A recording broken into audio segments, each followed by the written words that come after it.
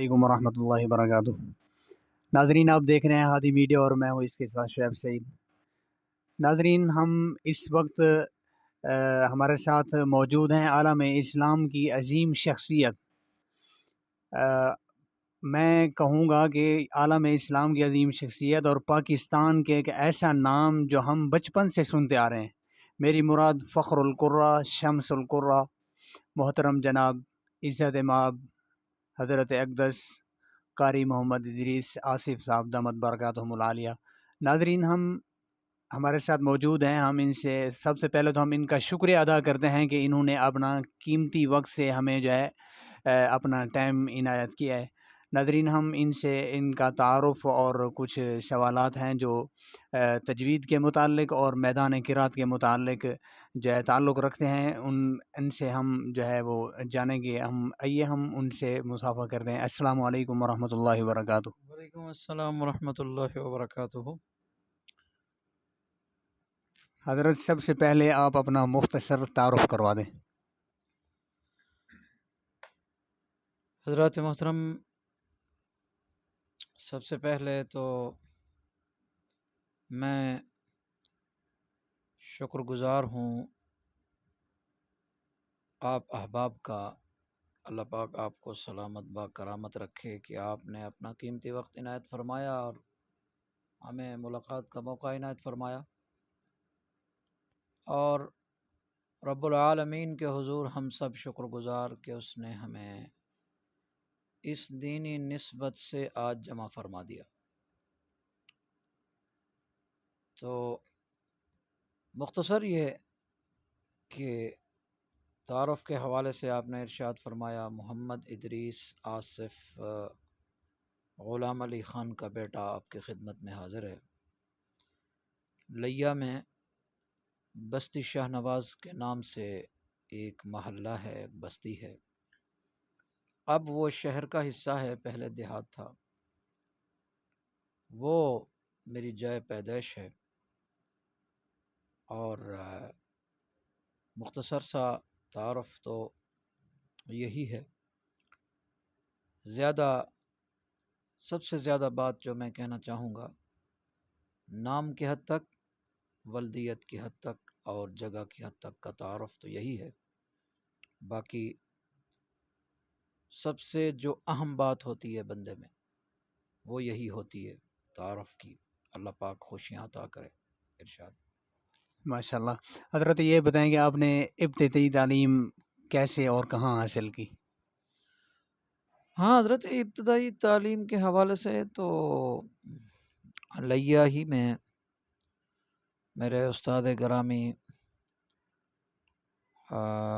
قبلہ قاری غلام نبی صاحب رحمہ اللہ ورحمۃ واسعہ، ان کی خدمت میں حاضر ہوا تو انہوں نے الحمد سے والناس تک قرآن پاک ہمیں یاد کروایا، اور بڑے ہی مخلص استاذ اور بڑی کاوش اور کوشش کرنے والے، اور وہ مجھے اپنے بڑے بیٹے کا درجہ دیتے تھے۔ اللہ تعالیٰ ان کی قبر کو بہشت کا باغ کرے۔ اور اس کے بعد کے جو مراحل ہیں وہ مختلف انداز سے ہیں، جیسے جیسے آپ جانتے جائیں گے میں عرض کرتا جاؤں گا۔ حضرت، یہ میدان قرات میں ہم آپ کا بچپن سے ہی نام سنتے آ رہے ہیں، آپ اس میدان میں کیسے آئے؟ اللہ پاک کی ذات آپ کو خوشیاں عطا کرے۔ یہ آپ کی محبت ہے کہ یعنی آپ اپنے بچپنے سے ہمیں جانتے ہیں قرآن کی نسبت سے۔ قرآن پاک کی نسبت ہی اتنی بڑی ہے۔ اصل تو یہی ہے کہ قرآن پاک کی نسبت ہے تو ہم آپ کے سامنے ہیں۔ جب نسبت ہوتی ہے تو کوئی بندہ بھی سامنے آ جاتا ہے، جب نسبت نہیں ہوتی تو بڑے بڑے لوگ سامنے نہیں آ سکتے۔ تو یہ قرآن پاک کی نسبت ہے، اصل تو یہی ہے۔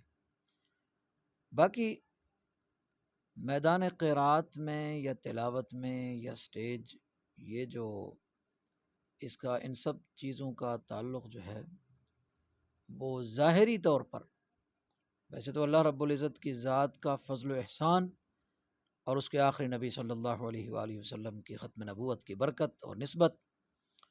اصل چیز تو یہی ہے، لیکن ظاہری طور پر چونکہ یعنی شہرت کے حوالے سے کوئی بات چیت اگر ہوتی ہے تو پوچھا جاتا ہے کہ چند لوگ جانتے کیسے ہیں.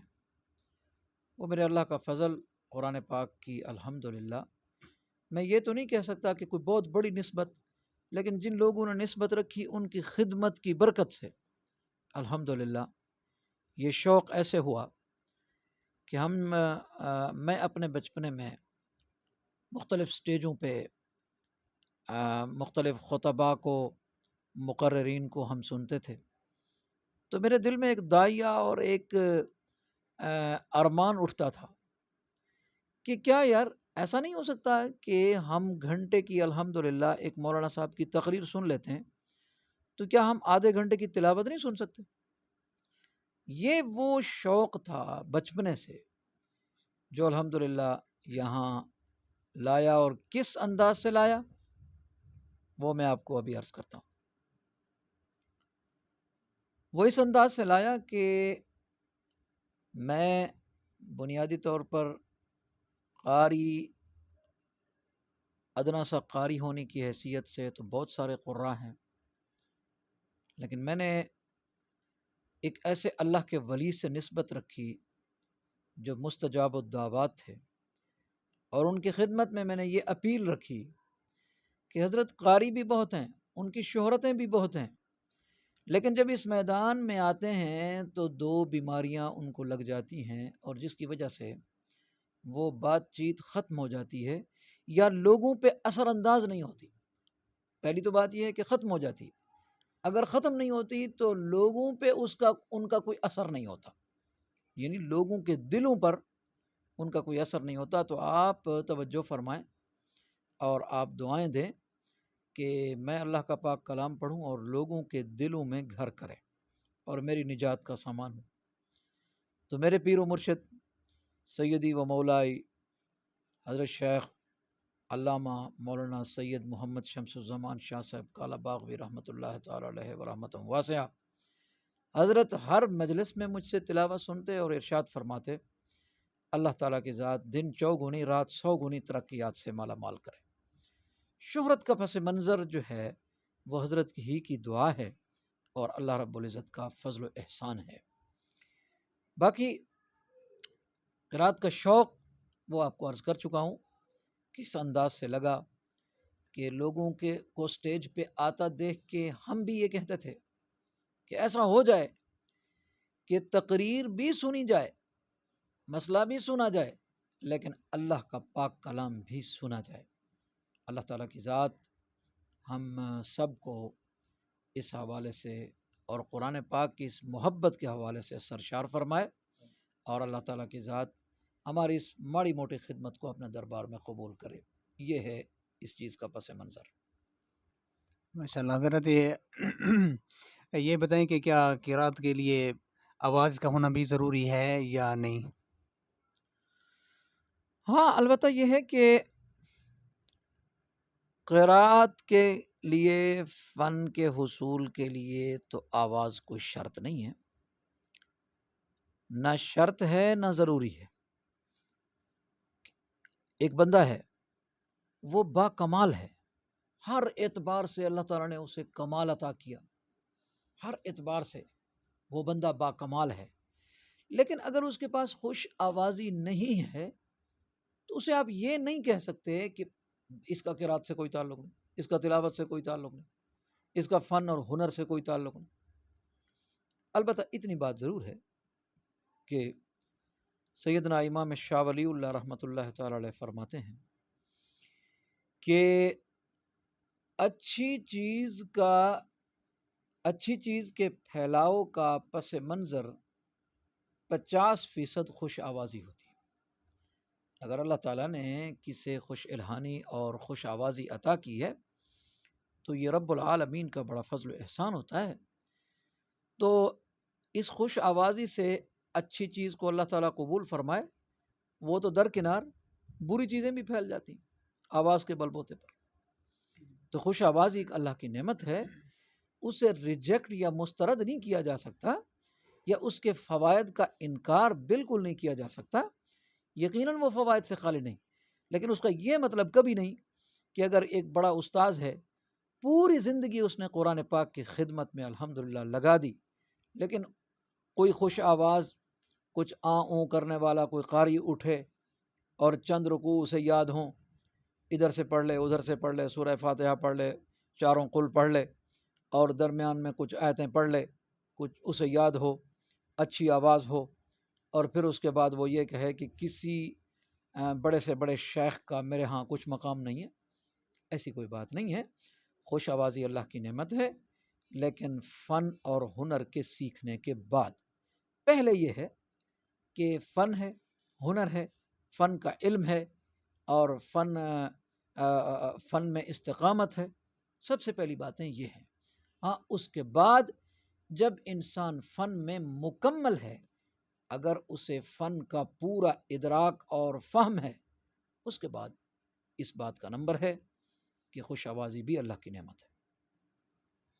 ماشاء اللہ حضرت، آپ عرصہ دراز سے اسٹیجوں کی زینت بنے ہوئے ہیں، تو یقیناً میں خود بھی شعیب سعید آپ کا فین ہوں، اسی طرح اور بھی آپ کے فین ہوں گے، تو کسی نے آپ کی شاگردی حاصل کی ہو یا آپ کے کوئی نامور شاگرد ہوں تو وہ بھی ناظرین کو بتائیں۔ اللہ پاک کے ذات ہمارے شعیب سعید صاحب کی جوانی میں، اور میرے سامنے جو روشن ضمیر تشریف فرما بھائی عبد الباسط معاویہ صاحب، اللہ پاک ان دونوں جوانوں کی جوانیوں میں برکتیں عطا کرے۔ دیکھیں، کسی سے فن اور ہنر کی نسبت سے متاثر ہو جانا یہ کوئی بڑی بات نہیں ہے، البتہ اتنی بات ضرور ہے کہ کچھ لوگ فن اور ہنر کے اعتبار سے جو دال ساگ ہمارے پاس ہے اس سے متاثر ہو کر وہ انداز اپنانے کی کوشش میں مگن ہیں، تو میں سب کا قدردان ہوں اور سبھی میری جان ہیں۔ اللہ پاک سب کو سلامت با کرامت رکھے۔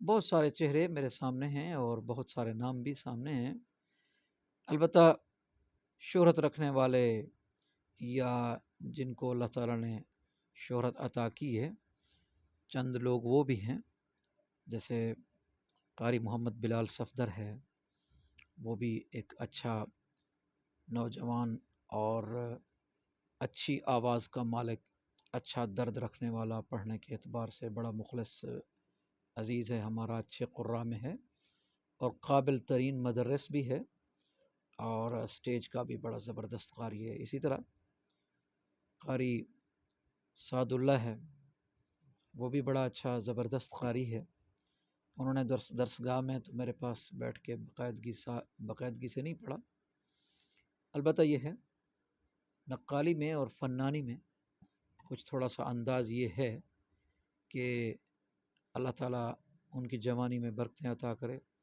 وہ ہمیں اپنا لیتے ہیں۔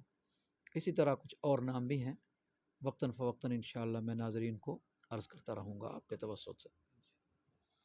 حضرت، پاکستان کے قاریوں میں سب سے آپ ایک شان رکھتے ہیں، تو آپ کو یہ کیسا لگتا ہے؟ یہ الحمدللہ یہ اللہ تعالیٰ کے فضل و احسان کا نتیجہ لگتا ہے، بغیر استحقاق کے۔ ہم اس کے مستحق نہیں ہیں، ہم اس اعزاز کے مستحق نہیں، نہ ہم اس اعزاز کے لائق ہیں، نہ مستحق ہیں، اور سچ تو یہ ہے کہ نہ ہم اس کے قدردان ہیں۔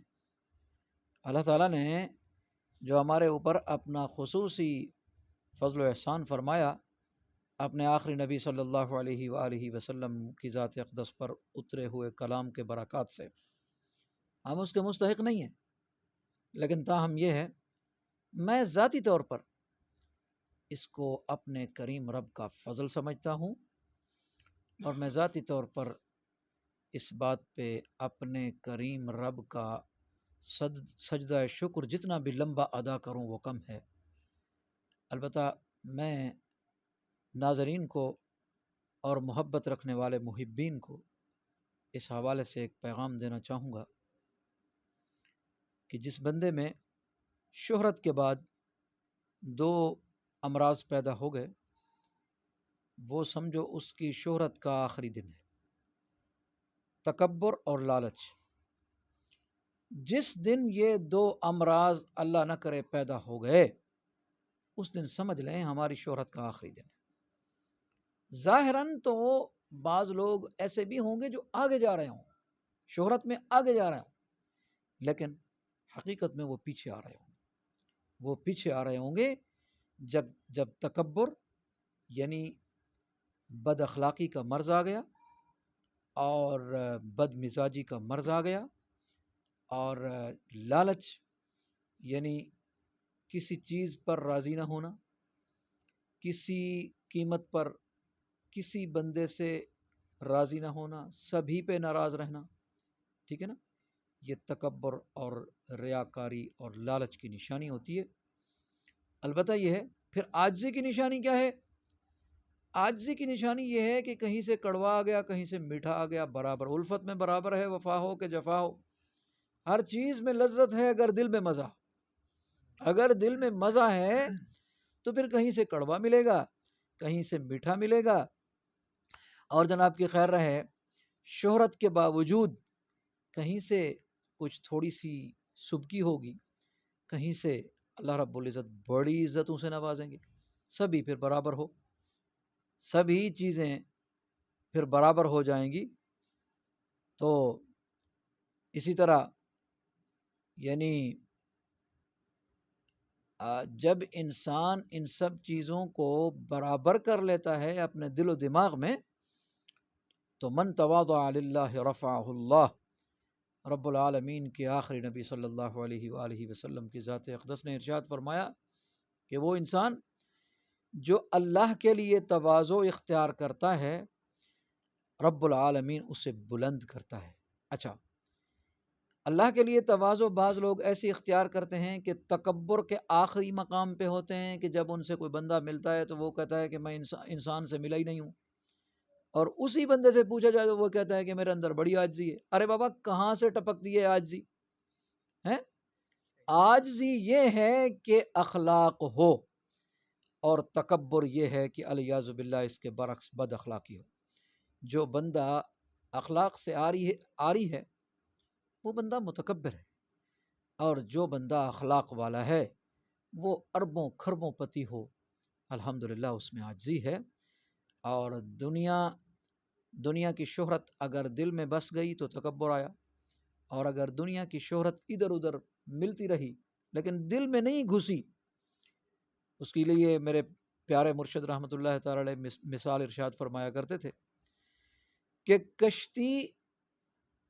کشتی کے لیے دریا میں پانی کا ہونا ضروری ہے، اسی طرح دنیا میں جینے کے لیے دنیا کے اسباب کا ہونا ضروری ہے، لیکن اگر وہی دنیا دل میں پیوست ہو جائے تو اس کا پھر حشر یہی ہوگا جیسے دریا کا پانی کشتی کے اندر چلا جائے تو اس کو ڈبو کے رکھ دے گا، اسی طرح اگر دنیا دل میں بس گئی تو وہ انسان بھی اسی طرح ڈوب جائے گا جیسے کشتی کے مسافر ڈوبیں گے۔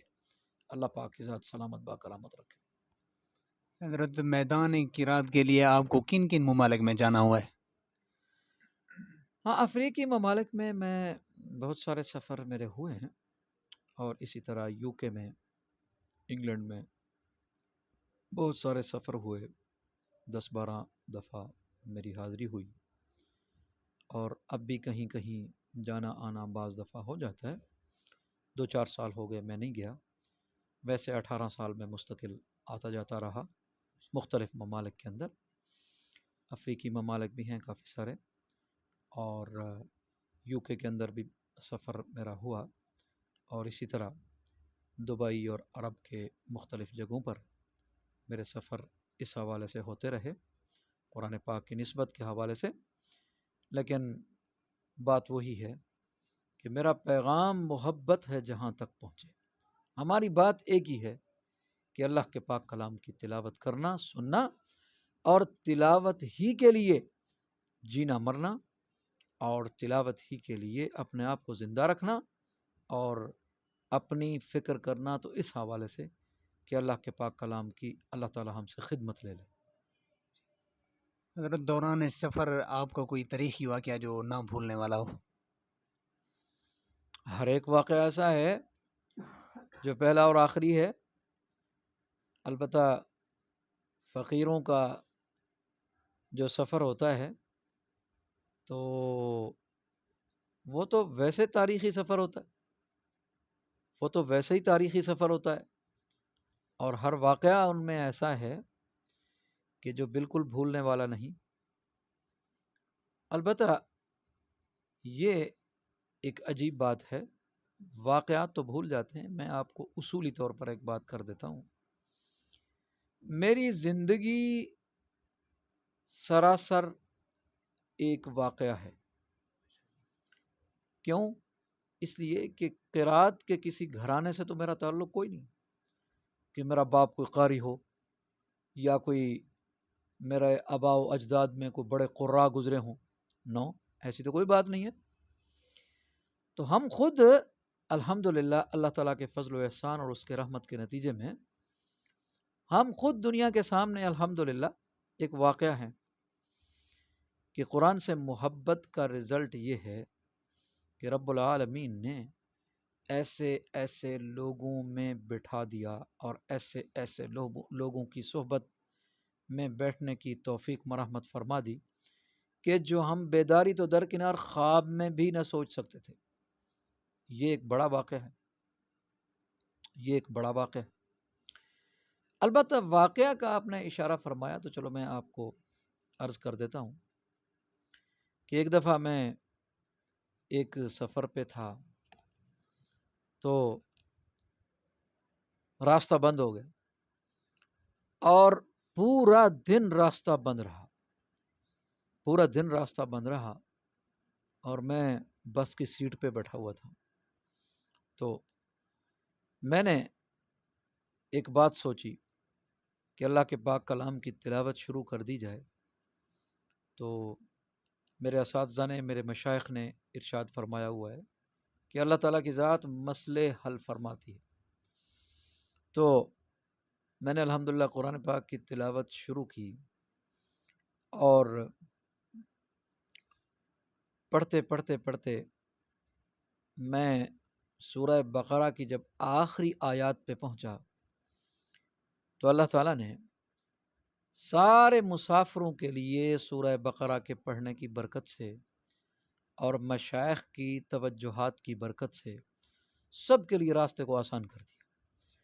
تو میرے اوپر ایک راز کھلا کہ اگر ایک مسئلہ ہو تو قرآن پاک پڑھنے سے یہ مسئلہ حل ہو سکتا ہے، تو 1000 مسائل بھی ہوں تب بھی حل ہو سکتے ہیں۔